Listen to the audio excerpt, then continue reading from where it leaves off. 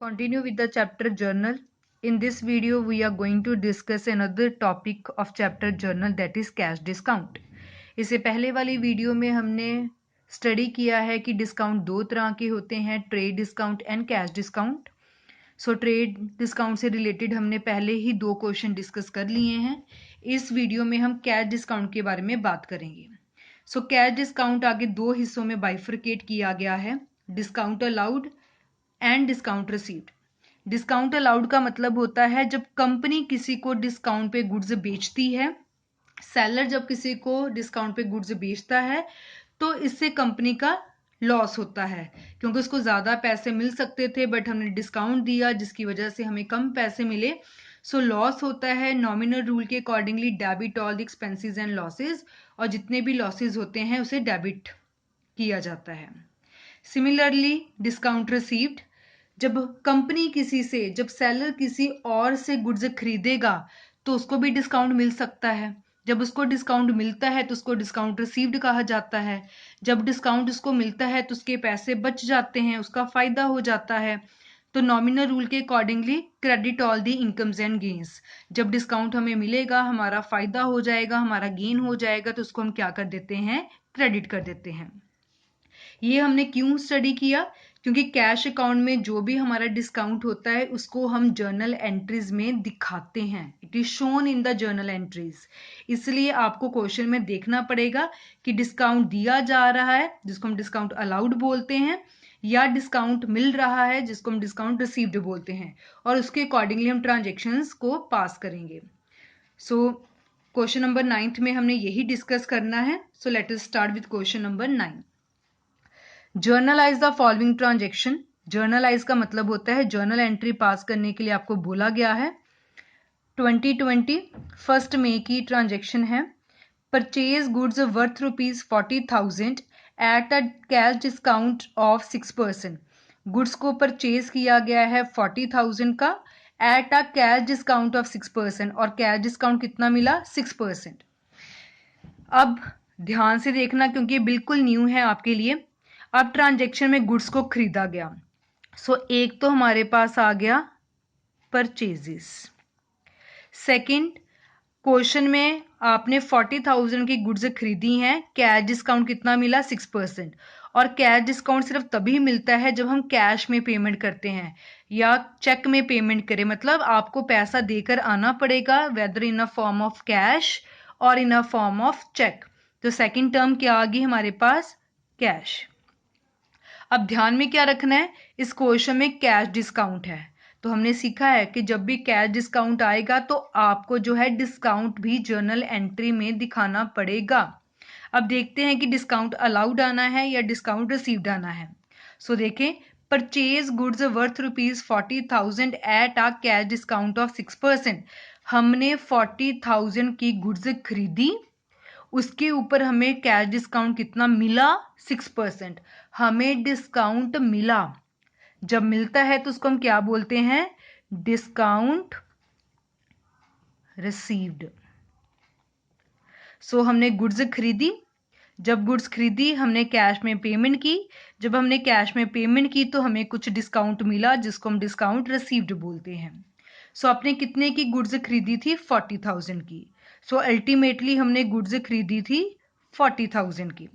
जब 40,000 देने की बारी आई तो वो उन्होंने हमें कितना डिस्काउंट दिया, 40,000 के ऊपर 6%. मतलब कितना डिस्काउंट मिल गया, 2400 का. सो 40,000 की एक्चुअल में वो ओरिजिनल गुड्स थी, उसके ऊपर हमें 2400 का डिस्काउंट मिल गया. तो कंपनी ने कितना पैसा दिया होगा, डिस्काउंट माइनस करने के बाद ही तो हम पैसे देंगे. तो हमने उनको अल्टीमेटली कितने रुपीज दिए, 37,600. सो यहाँ मैंने डिस्काउंट को भी सेपरेट शो किया 2400 और माइनस करके अल्टीमेटली कितना दिया गया, 37,600. परचेजेस हमारे लिए एक्सपेंस होता है और एक्सपेंस नॉमिनल अकाउंट में जाते हैं, और नॉमिनल अकाउंट के अकॉर्डिंगली सारे एक्सपेंसेस को हम क्या करते हैं, डेबिट करते हैं. कैश हमारे लिए एसेट होती है, और जो एसेट है वो रियल अकाउंट में जाती है, और रियल अकाउंट के अकॉर्डिंगली क्योंकि हमने यहाँ गुड्स खरीदी और पैसा दिया, कैश बाहर जा रहा है, credit word goes out. Discount received, जब कंपनी को डिस्काउंट मिला, हमें जब डिस्काउंट मिला तो हमारा फायदा हो गया, गेन हो गया। गेन के ऊपर कौन सा रूल लगता है? नॉमिनल का लगता है। और नॉमिनल के accordingly credit all the incomes and gains, जितने भी आपके फायदे होते हैं उसको हम क्या कर देते हैं? क्रेडिट कर देते हैं। सो डिस्काउंट रिसीव्ड क्रेडिट हो जाएगा, कैश क्रेडिट हो जाएगा और परचेजेस डेबिट हो जाएंगी। सो एंट्री डाल के देखते हैं इसको कैसे लिखा जाता है। सो 2020 की ट्रांजेक्शन है, 1 मई की, गुड्स को परचेज किया, सो परचेजेस अकाउंट डेबिट, कैश दिया टू कैश अकाउंट क्योंकि पैसा बाहर जा रहा है, और थोड़ा हमें डिस्काउंट मिला, डिस्काउंट रिसीव्ड अकाउंट। क्लियर? इसके बाद अब हमने गुड्स खरीदी थी 40,000 की, सो परचेजेस के सामने लिख दिया 40,000। अब 40,000 के ऊपर हमें 6% का डिस्काउंट मिला था, जो हमने यहाँ कैलकुलेट किया। हमें डिस्काउंट कितना मिला था? 2400 का। जो डिस्काउंट मिला है उसको डिस्काउंट के सामने लिख देंगे, 2 में है, क्रेडिट में है, सो क्रेडिट में लिख दिया 2400। 40,000 में से 2400 माइनस किया तो कंपनी ने पेमेंट की थी 37,600। सो परचेजेस की 40,000 की, कैश दिया 37,600 और हमें 6% का डिस्काउंट मिला था, सो डिस्काउंट हमें मिला 2400 का। और अगर हम इसको चेक करें तो डेबिट में टोटल आ रहा है आपका 40,000, क्रेडिट में अगर देखें 37,600 प्लस 2400, तो ये भी आपका कितना मिल रहा है? दोनों को प्लस करके 40,000। So credit equals to debit. So इसकी नरेशन लिख लेंगे, being goods purchased and discount received, entry line लगा के entry close. Moving to next, 9 मई की ट्रांजेक्शन है, sold goods to Yuvraj worth ₹50,000 at a cash discount of 4%। Sold goods to Yuvraj worth ₹50,000, Yuvraj को goods बेची 50,000 की at a cash discount of 4%। जब आपको कैश डिस्काउंट 4% गिवन है तो मतलब युवराज ने आपको कैश पेमेंट दी होगी, तभी उसको कैश डिस्काउंट हम जो है दे रहे हैं। सो इस एंट्री में भी अगर हम ढूंढे तो दो बातें हमारे पास आएंगी, एक तो है सेल्स की है आपने, सो फर्स्ट हमारे पास आ गया सेल्स, सेकंड पैसा है, कैश है, कैश के बदले में गुड्स बेची हैं, और थर्ड है डिस्काउंट, क्योंकि कैश डिस्काउंट को हम एंट्री में दिखाते हैं। तो डिस्काउंट देखो, जब कंपनी ने युवराज को गुड्स बेची तो कंपनी ने युवराज को डिस्काउंट दिया। जब कंपनी डिस्काउंट देती है तो उसको हम बोलते हैं डिस्काउंट अलाउड। सो सोल्ड गुड्स से सेल्स आ गया, कैश डिस्काउंट दिया है मतलब कैश पेमेंट हुई होगी तो कैश लिख लिया। जब कंपनी किसी बायर को, जैसे इसमें युवराज है, जब युवराज को गुड्स बेची तो उसको हमने डिस्काउंट दिया, जब दे रहे हैं तो उसको हम डिस्काउंट अलाउड बोलते हैं। सेल्स हमारे लिए इनकम होती है, इनकम नॉमिनल अकाउंट में जाती है और नॉमिनल अकाउंट के अकॉर्डिंगली इनकम को हम क्रेडिट कर देते हैं। कैश हमारी एसेट होती है, एसेट रियल अकाउंट में जाती है और रियल अकाउंट के अकॉर्डिंगली अब गुड्स बेची तो कैश हमारे पास आ रहा है, इन हो रहा है, तो इसको हम क्या कर देंगे? डेबिट कर देंगे, क्योंकि रियल अकाउंट का रूल है debit what comes in. Then discount allowed, जब कंपनी ने युवराज को डिस्काउंट दिया तो कंपनी का लॉस हो गया, क्योंकि इसको कम पैसे अब मिलेंगे। जो लॉस है वो नॉमिनल अकाउंट से बिलोंग करता है और नॉमिनल अकाउंट के accordingly debit all the expenses and losses. So entry अब हमने बना ली है, डेबिट में कैश, डेबिट में डिस्काउंट अलाउड और क्रेडिट में सेल्स। अमाउंट की बात करें तो एक्चुअल में गुड्स बेची थी 50,000 की, सो सेल्स हमने कितने की थी? 50,000 की। सो डिस्काउंट हमने कितना दिया? 4% का। सो डिस्काउंट देख लेंगे 50,000 के ऊपर 4%, तो ये आ जाएगा हमारे पास 2,000। सो 50,000 की टोटल अमाउंट थी, उसके ऊपर हमें युवराज को डिस्काउंट देना पड़ा 2000 का, तो अल्टीमेटली कंपनी को कितना मिला 48,000।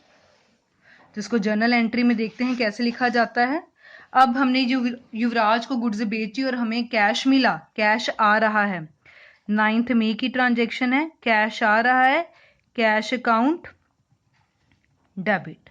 हमने युवराज को डिस्काउंट दिया है, जब देते हैं तो हमारा लॉस होता है और लॉस को नॉमिनल के अकॉर्डिंगली डेबिट कर दिया जाता है to sales account. So ultimately हमने उसको सेल्स की थी 50,000 की, क्रेडिट में था तो मैंने क्रेडिट में लिख लिया।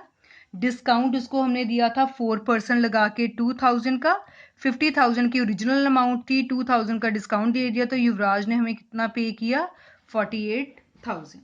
अगर इसको भी हम चेक करें तो आपके डेबिट में बन रहा है 48,000 प्लस 2000 50,000। अगर क्रेडिट में देखें तो वो भी कितना बन रहा है 50,000। Debit must be equals to credit. So narration लिख लेंगे, being goods sold and discount allowed, transaction को बंद कर दिया। थर्ड ट्रांजेक्शन इज 12 मई की ट्रांजेक्शन है, sold goods worth ₹9,000 eight a cash discount of 10% and cheque received on the spot. Goods बेची गई हैं 9,000 की और डिस्काउंट कितना दिया 10% का, and cheque received on the spot, और हमें चेक भी मिल गया। सो पहले है कि आपने गुड्स बेची, गुड्स बेची को हम बोल दिया सेल। जब गुड्स बेची कैश मिल गया, यहां हमें चेक मिला है, एक्चुअल में चेक को हम क्या लिखते हैं बैंक लिखते हैं। और जब हमने गुड्स बेची तो हमने डिस्काउंट दिया, अलाउ किया। सो सेल्स हमारी इनकम है, इनकम हमारे नॉमिनल अकाउंट में जाती है और नॉमिनल अकाउंट के अकॉर्डिंगली इनकम को हम कर देते हैं क्रेडिट। चेक जो है वो बैंक रिसीव कर रहा है, बैंक पर्सनल अकाउंट से बिलोंग करता है, सो रिसीवर को हम डेबिट कर देते हैं। डिस्काउंट कंपनी दे रहा है, ये लॉस है, लॉस नॉमिनल अकाउंट में जाता है इसको, और इसको हम जो लॉस है वो नॉमिनल अकाउंट में जाता है और उसको हम डेबिट कर देते हैं। अब 9,000 की गुड्स थी आपकी एक्चुअल में, और जब उसको बेची तो डिस्काउंट दिया 10% का। सो 10% के डिस्काउंट का मतलब 900 का डिस्काउंट दिया। सो 9,000 की ओरिजिनल गुड्स थी, 900 का डिस्काउंट दे दिया, अल्टीमेटली कितने का चेक मिला होगा 8100 का। सो इसको हम लिख लेते हैं। 12 मई की ट्रांजैक्शन है, हमें चेक मिला, सो चेक को हम बैंक लिखते हैं, बैंक अकाउंट डेबिट। थोड़ा हमने डिस्काउंट दिया, डिस्काउंट अलाउड अकाउंट डेबिट, और हमने गुड्स को बेच दिया sales account, being goods sold and cheque received. अब जो कंपनी ने सेल किया था एक्चुअल में वो सेल्स थी 9,000 की, 9,000 के ऊपर 10% का डिस्काउंट दिया, मतलब 900 का डिस्काउंट दिया, जो हमने यहाँ ऊपर कैलकुलेट किया हुआ है, और अल्टीमेटली कितने अमाउंट मिली 8100 की। सो बैंक हमें चेक कितने का मिला था 8100 का। सो अगर चेक करें तो डेबिट में है 8100 प्लस 900 तो 9,000, क्रेडिट में देखें तो 9,000, debit must be equal to credit. So question में 3 ट्रांजेक्शन थी, तीनों हमने लिख ली। अब इसका हम टोटल करेंगे। डेबिट में देखिए 40,000 प्लस 48,000 प्लस 2,000 प्लस 8100 प्लस 900, तो ये टोटल आपके पास बन गया 99,000। सिमिलरली क्रेडिट को देखिए 37,600 प्लस 2,400 प्लस 50,000 प्लस 9,000, तो ये भी आपके पास कितना बन गया 99,000। Debit must be equals to credit. आपको बस कैश डिस्काउंट में इतना ध्यान रखना है कि डिस्काउंट दिया जा रहा है या रिसीव हो रहा है। अगर डिस्काउंट रिसीव हो रहा है तो क्रेडिट में आएगा, क्योंकि वो हमारे लिए गेन होता है, और अगर हम डिस्काउंट दे रहे हैं तो ये हमारे लिए लॉस होता है, सो उसको डेबिट करना है, डिस्काउंट अलाउड लिखना है, और कैश डिस्काउंट को हम जर्नल एंट्रीज में दिखाते हैं। So this was about question number 9 that was related with cash discount.